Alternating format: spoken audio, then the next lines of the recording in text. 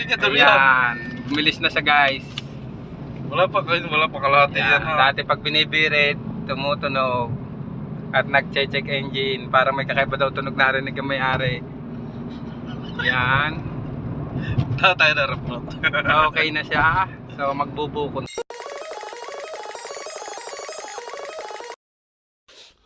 Yan, so test drive natin yung unit.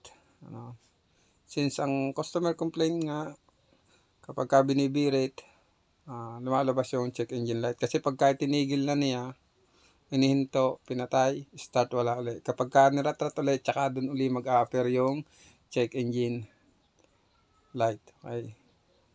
So since nabasahan na natin to ng scanner bago natin itakbo, nabasa natin random misfire or multiple misfire. Tapos meron ding nakalagay dong cylinder 1 misfire.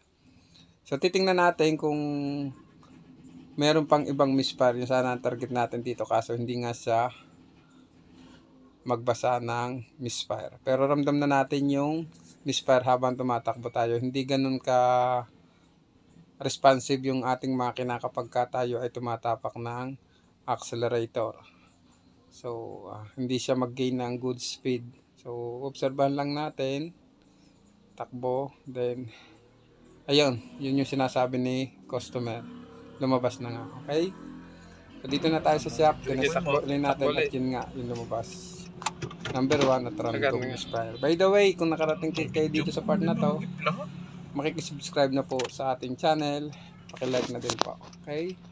So kung may tanong, just comment. Okay, so ito, pagtatanggal ng mga coil nito, kinakailangan natin tanggalin yung cover sa ibabaw. Then ito yung cylinder number 1. Yung number 1 po nito, itong bandang unahan ng makina. So dun sa side na may belt. Okay, so yan yung 1, papunta sa transmission ang bilang. So since meron naman tayong bago, itetest part na natin. Pero kung wala po, pwedeng paglipatin nyo muna yung dalawang coil para ma-confirm natin kung coil ang pinanggagalingan ng misfire. Kasi pwedeng may iba pang panggalingan ng misfire. Pwedeng spark plug, pwedeng injector, pwedeng wirings. So marami po siyang pwedeng panggalingan. But at this point, kalimitan po pag gaganyan,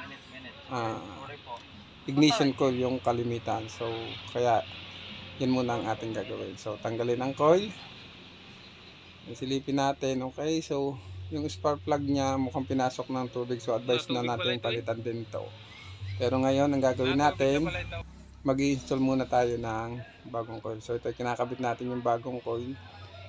So ganyan, meron lang siyang 10mm bolt para sa kanyang retainer. Then yan, meron siyang lock na kinakabit.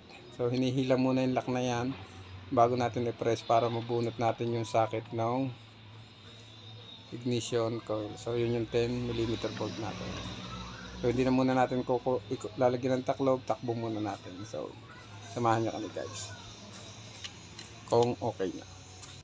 Second test drive kasama natin si Jegong Bagting. Hindi naka-seatbelt, tumutunog. Ayan, mag-seatbelt ka boy.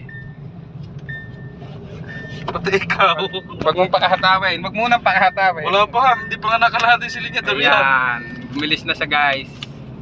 Wala pa kalahati yan ha. Dati pag binibirit, tumutunog at nag-check engine para may kakaiba daw tunog narinig ang may-ari.